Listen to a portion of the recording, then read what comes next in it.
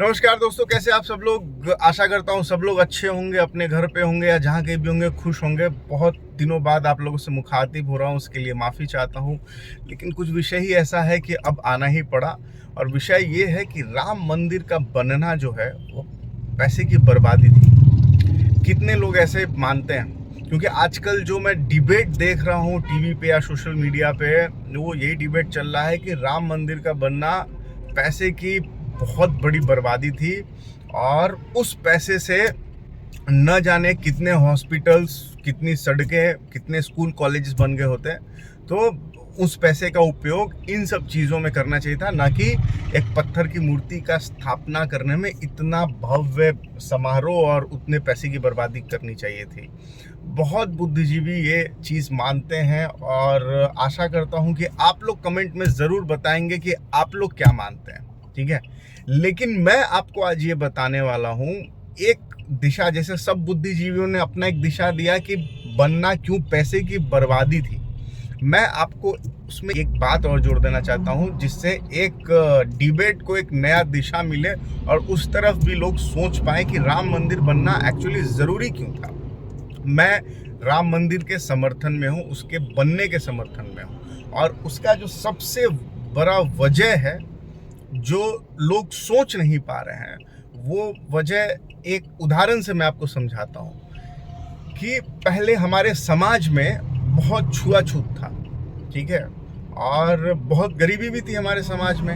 एक वर्ग ये था जो ज़मींदार था, जो बहुत मतलब अमीर लोग थे। एक वर्ग वो था जो मजदूर था, और उनसे छुआछूत की भावना रखी जाती थी जाति के आधार पे भी, ठीक है।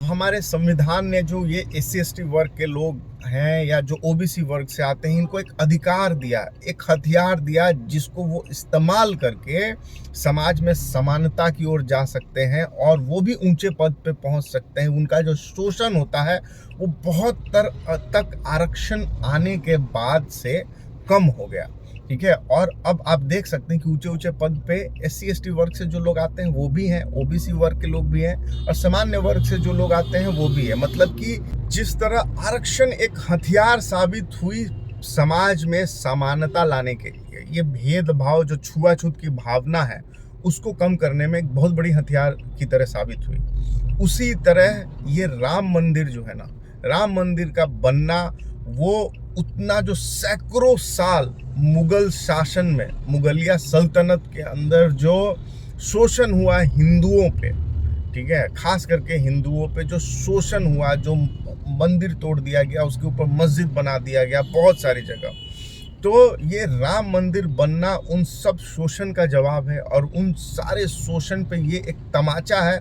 और ये फिर वही एक प्रयोग है जिससे समाज में उसी तरह से समानता आ सकती है।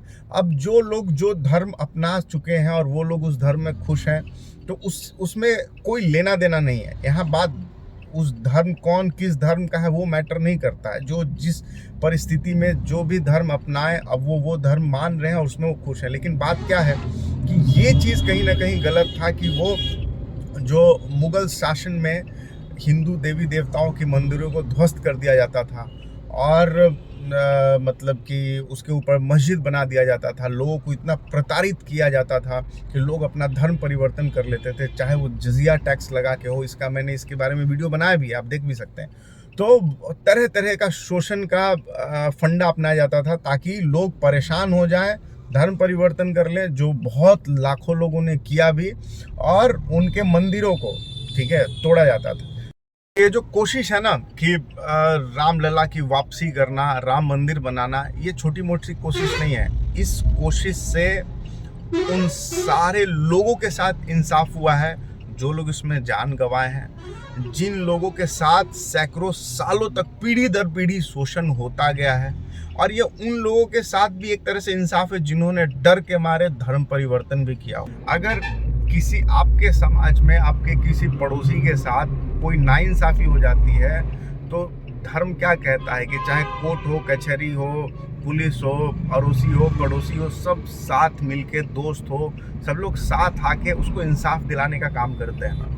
तो ये एक तरह से राम मंदिर बनना भी वही इंसाफ है जो भारत के साथ हो रहा है, जो भारत के लोगों के साथ हो रहा है, जो हिंदुओं के साथ हो रहा है, जो यहाँ पे लोग जिन्होंने अपने आस्था से उसकी स्थापना की थी और उसका विध्वंस हो गया, तो वो उन सब लोगों के साथ इंसाफ हो रहा है। तो मुझे लगता है कि उन सब बुद्धिजीवियों को भी इसका वेलकम करना चाहिए, खुले दिल से इसका स्वागत करना चाहिए और इसका टीका टिप्पणी नहीं करना चाहिए। वो जो ये जो इंसाफ है, इसकी भरपाई कभी भी कोई कॉलेज, कोई इंस्टीट्यूट, कोई रोड बनना, कोई हॉस्पिटल बनना नहीं कर सकता है। पर एक बहुत महत्वपूर्ण बात कि ये पूरे धर्म की स्थापना कब होगी, राम मंदिर बनना एक तो विषय है ही जो जिसका स्वागत किया जाना चाहिए, लेकिन एक और उसमें महत्वपूर्ण विषय है ये क्या कि राम मंदिर बन गया, अयोध्या विकसित हो गया, इसका मतलब ये नहीं कि लोग अब जाएं वहाँ मत्था टेक के आ जाए, अगरबत्ती जला के आ जाए, वन डे पिकनिक करके आ जाए, तो फिर ये राम मंदिर का बनना बेकार है। ठीक है, फिर उसका मतलब नहीं है। जिस तरह से मतलब दिवाली मनाई गई 22 जनवरी को, जिस तरह से पूरे देश में दिवाली मनाई गई और युवकों ने, खास करके नौजवानों ने बढ़ चढ़ कर, ठीक है, चाहे वो लड़का हो लड़की, उससे मतलब नहीं है, मैं हो सके तो कुछ शॉर्ट्स डाल दूंगा कि लोगों ने कैसे इस चीज़ को सेलिब्रेट किया कि पूरा एकदम नाच गाने के साथ रैलियां निकाल के, झंडा निकाल के और खूब लाउड स्पीकर पे गाना बजा के इसको सेलिब्रेट किया। बहुत अच्छी बात है, सेलिब्रेट भी होना चाहिए था, लेकिन राम लला का घर आना मतलब कि मर्यादा का घर आना। ठीक है, तो राम लला की स्थापना तभी सक्सेसफुल हो पाएगी जब समाज में मर्यादा की स्थापना हो पाएगी। मतलब कि अब महिलाओं के साथ छेड़छाड़ नहीं होगा, अब महिलाओं के साथ रेप नहीं होगा, अब समाज में किसी तरह का अपराध होता है, जब तक वो खत्म नहीं होगा, जब तक वो बंद नहीं होगा, तब तक धर्म की स्थापना नहीं हो पाएगी। तब तक जो बोलते हैं ना, मर्यादा पुरुषोत्तम जब घर आए हैं, आप उनको घर लेके आए, तो समाज में मर्यादा की स्थापना नहीं हो पाएगी।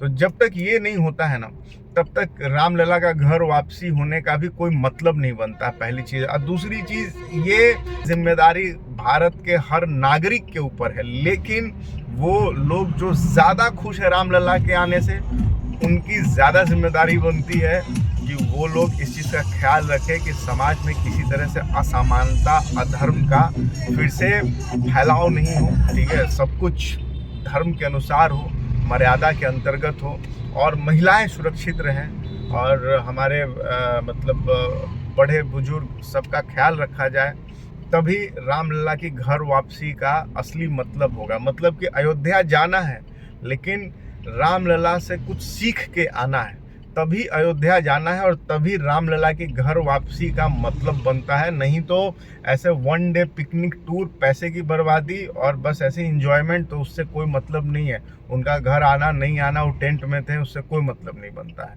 तो उम्मीद करता हूँ आप लोग इस विषय पे ध्यान देंगे और जो लोग राम मंदिर के खिलाफ बात करते हैं उनको ये वीडियो ज़रूर दिखाएंगे और हमारे नौजवान लोग बढ़ चढ़ के इस बात का ख्याल रखेंगे कि समाज में हमेशा एक समानता बनी रहे, किसी के साथ कुछ गलत ना हो और ना वो करे किसी के साथ गलत, है कि नहीं? तभी असली राम राज। आप सबका बहुत बहुत धन्यवाद। जय हिंद।